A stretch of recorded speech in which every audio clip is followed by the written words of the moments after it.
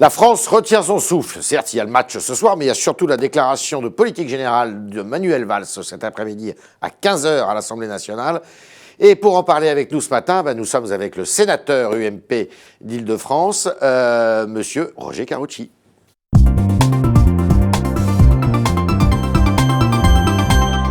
Roger Karoutchi, bonjour. Bonjour. Alors, 3 petites questions pour commencer. Trouvez-vous normal qu'Arnaud Montebourg et Michel Sapin voyagent séparément pour aller en Allemagne? On a l'impression qu'ils ne se connaissaient pas. Oh, personne ne leur demande de se paxer, mais ce qu'il y a surtout, c'est que le discours en Allemagne n'a pas été le même. L'un a dit les déficits, c'est pas le problème, ce qui compte c'est la croissance. Ouais. L'autre a dit les déficits, c'est le cœur du dispositif. Premier couac, on croyait que la nomination de Valls était faite pour qu'il n'y en ait plus, ça commence très mal. Manuel Valls était-il le meilleur choix pour Hollande à Matignon? Comme dernière cartouche. Dernière cartouche. C'est-à-dire après ça, c'est la dissolution. Alors, comprenez-vous que Frédéric Lefebvre, qui fait partie de l'UMP, député des Français de l'étranger, UMP, qui pourrait voter la confiance à Manuel Valls? Sincèrement, je pense qu'il ne la votera pas. D'accord. Parce qu'il peut espérer beaucoup du discours de Manuel Valls, mais il sera déçu. Donc d'accord. Il ne la votera pas. Et s'il la vote? S'il la vote, il y aura un moment d'incompréhension. Mais sincèrement, il ne peut pas être exclu. Frédéric Lefebvre. Oh non, on n'exclut pas sur un vote, mais il y aura une explication, forcément. D'accord. Alors, je vous invite à écouter Madame Pécresse, qui était ce matin chez nos confrères de France Inter. Quelle différence faites-vous entre Manuel Valls et son prédécesseur Jean-Marc Ayrault? Le style, j'allais dire, c'est la surface. C'est-à-dire qu'on a un Manuel Valls qui semble incarner davantage une certaine forme d'autorité. C'est votre avis? Oui, surtout parce qu'il a été ministre de l'Intérieur. Ouais. Voilà, il s'est donné cet air sévère, voulant copier d'ailleurs Nicolas Sarkozy. C'était le Nicolas Sarkozy light de la période précédente.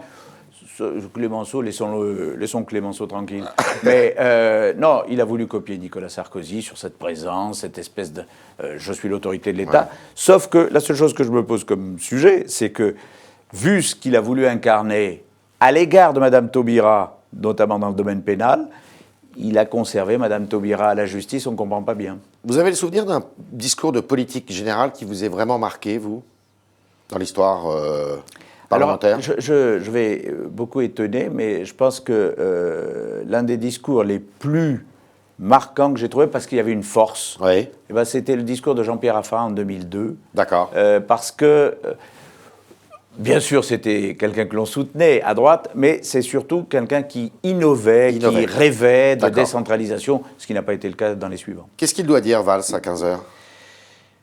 Oh, ça, malheureusement, je ne suis pas sûr qu'il m'écoute, mais il devrait trouver des solutions pour redonner confiance aux gens, réduire l'impôt, réduire la dépense publique, redonner confiance à nos jeunes qui quittent le pays désespérément et qui ne croient plus en la France. C'est plutôt un discours économique qu'il doit faire. Ah oui, moi je pense qu'il faut qu'il fasse un discours économique et social pour redonner confiance. D'accord. Est-ce qu'il a les marges? Est-ce que le fait qu'on ait changé de Premier ministre, ça n'est pas juste changer l'exécutant de Matignon par rapport à un président de la République qui n'a pas changé de politique? Tout à l'heure, vous me disiez que c'était la dernière cartouche d'Hollande. Oui. Il peut sauver Hollande? Est-ce que le soldat Hollande est encore sauvable? J'en suis pas sûr. Vous n'êtes pas sûr. S'il y parvient... C'est-à-dire s'il arrive à tenir à peu près sur les européennes, à ne pas perdre le Sénat en septembre et à sauvegarder les cantonales et les régionales si elles ne sont pas repoussées, il aura sauvé Hollande. Sinon, c'est la dissolution. Sinon, c'est la dissolution. Il n'y a pas d'autre cartouche. Il va sortir qui? Martine Aubry? Oui, mais pour ça, la confiance, elle va être votée cet après-midi. Cet après-midi, oui. Mais est-ce que la confiance du pays, c'est la confiance uniquement de l'Assemblée nationale? Ah, ça peut se terminer dans la rue? Je pense que les gens sont très mécontents, très exaspérés. S'il n'y a pas de solution sur une baisse de fiscalité, sur une vraie politique sociale qui donne le sentiment à tout le monde d'être écouté, il y aura des manifestations, il y en a déjà eu beaucoup, et il y aura de l'exaspération électorale. D'accord. Est-ce que vous y croyez à ces 50 milliards d'économies, vous? Non. Je pense qu'ils n'ont pas pris la mesure. Oui. Alors on va nous faire des calculs, on va nous remettre le CICE à 20 milliards, on va nous dire oui mais alors en 2016 on va rebaisser ça, on va nous dire on prend 10 milliards sur les collectivités locales. Je rappelle que quand la droite avait dit on baisse de 200 millions d'euros, toute la gauche avait hurlé à l'étranglement des collectivités, là c'est 10 milliards. Bon voilà, est-ce qu'ils peuvent baisser réellement avec les écolos, avec le front de gauche, est-ce qu'ils peuvent baisser réellement de 23 milliards, comme on le dit, sur les dépenses sociales? Sur les dépenses sociales, 23 milliards. Si oui, mais qu'on nous dise où?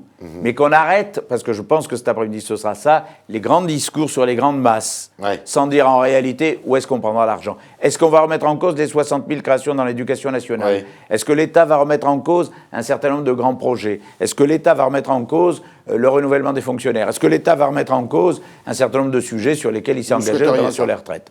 Il faut qu'ils disent où est-ce qu'il fait les économies. Pas qu'ils disent on va faire des économies et en attendant on contraint les autres. Et par ailleurs, il doit abandonner la réforme pénale. Comment il va faire? Il faut arrêter la réforme des rythmes scolaires qui est à la charge des collectivités. Au même moment, il faut l'arrêter. Il faut l'arrêter. Et les collectivités qui l'ont adopté? Celles qui veulent absolument le faire le font, mais toutes les autres ne doivent pas se le voir imposer. Il faut arrêter la réforme pénale. Quel discours on peut avoir avec le discours qui a été le sien en tant que ministre de l'Intérieur et d'accepter de couvrir la réforme pénale de Mme Taubira? Ce sera encore là beaucoup d'opposition et de couacs dans les semaines qui viennent. Sur la famille, le PMA, GPA? Voilà, j'imagine que le Premier ministre va dire que là-dessus, il n'y a plus un texte de réforme à venir. Enfin, j'imagine. L'euthanasie aussi. Je pense qu'ils ne vont plus faire une réforme sociétale dans les 2 ans qui viennent. D'accord. Alors, le Sénat va être perdu ou vous allez le gagner? J'espère qu'on va le gagner si nous sommes unis. S'il n'y a pas trop de dissidence, nous sommes en situation de gagner le Sénat de 5-6 sièges. Je ne dis pas que c'est merveilleux, parce que 5-6 sièges, ça se joue à la marge, mais on est en situation. Après, la vague bleue des municipales, dont on n'a pas assez parlé, et qui a été un peu, comment dire... Vous avez été volé de votre victoire? Pas volé, mais médiatiquement, dès le lendemain, on nous a dit « Ah, remaniement, voilà Valls, voilà qui va être ministre, quel va être le cap » et tout, comme si la débâcle socialiste était d'ores et déjà derrière. Non, elle n'est pas derrière. Elle est devant. Elle est devant et elle est l'expression d'un malaise profond qui continue. Et la métropole, ça va être pour vous à Paris? Alors la métropole du Grand Paris, la métropole du Grand Paris qu'ils espéraient pour Bartolone, qui se faisait déjà archiduc, c'est terminé. Donc ils voient bien que c'est la droite qui va être majoritaire. Le gouvernement est déjà sur le retrait. Alors, soit il y a un moratoire, soit il donne à la mission de préfiguration les conditions d'une réécriture du texte. Moi, je serais plutôt, avec toute la confiance qu'on peut faire dans la mission de préfiguration, profitons de la victoire immédiatement. Et disons aux uns aux autres, moratoire. Voilà. Mais vous seriez candidat pour diriger cette métropole? Moi, je ne peux pas, parce que je suis touché par le cumul et je suis déjà sénateur et conseiller régional, je ne peux pas. Donc, mon combat contre cette métropole, ce n'est pas un combat personnel. Comment va l'UMP? Bien. Bien? Bien. Redopé par la victoire? Oui, franchement. C'est fini les guerres fratricides, parce qu'on en entend certains qui disent mais il faut quand même les comptes. On a des capacités insondables à en recréer. Donc il faut être méfiant, mais je trouve que la manière dont a été gérée la campagne des municipales, plutôt dans l'apaisement entre les leaders, a permis cette victoire. Il faut faire pareil pour les européennes, pareil pour les sénatoriales, pareil pour les élections qui suivent. Il sera temps de faire la primaire pour les présidentielles. Copé, c'est le chef. Copé, le président de l'UMP, c'est lui qui a fait la stratégie sur... Il faut cogner sur le gouvernement pour la campagne municipale. C'est le seul qui croyait vraiment au début à la vague bleue, alors que tous les autres disaient... il a forcément l'avantage de ça. Mais tout le monde doit être associé, parce que sinon, on reperdra. Vous regrettez le retrait de Jean-Louis Borloo de la vie politique? Beaucoup. Moi, j'ai été ministre en même temps que lui. C'est quelqu'un que j'appréciais beaucoup. On n'était pas d'accord sur tout, mais c'est quelqu'un qui avait une imagination, qui avait une humanité assez rare dans le milieu politique. Et en plus, il incarnait un peu un pôle à l'UDI qui pouvait être solide et allié de l'UMP calmement. Il avait contribué à relancer le centre, d'une certaine façon. Et à faire en sorte qu'on ne se dise pas, mais est-ce qu'on peut passer de vrais accords avec le centre? Est-ce qu'il n'y a pas un risque pour l'avenir? C'était quelqu'un, malgré son air un peu, parfois un débonnaire. Débonnaire, c'était quelqu'un d'extrêmement fiable. Qu'est-ce qui peut le remplacer? Morin, Gégaud, Lagarde? Je ne vais pas me mêler de l'un. J'ai déjà du mal avec l'UMP, je ne vais pas aussi m'occuper de l'UDI, puis il ne comprendrait pas. Non, ça veut devoir... Mais nous souhaitons un président de l'UDI qui soit en partenariat complet avec l'UMP, bien sûr. D'accord. C'était le talk Orange Le Figaro de Roger Carucci qui demande un moratoire pour la création de la métropole du Grand Paris, qui dit que Manuel Valls, c'est la dernière cartouche de François Hollande et qui est assez pessimiste sur le discours qui va être prononcé cet après-midi quant aux objectifs économiques en tous les cas, puisque tous les autres objectifs sociétaux, que ce soit la réforme pénale ou les rythmes scolaires, Roger Carucci estime que tout ça doit être abandonné. Merci Roger Carucci. Merci. Bonne journée.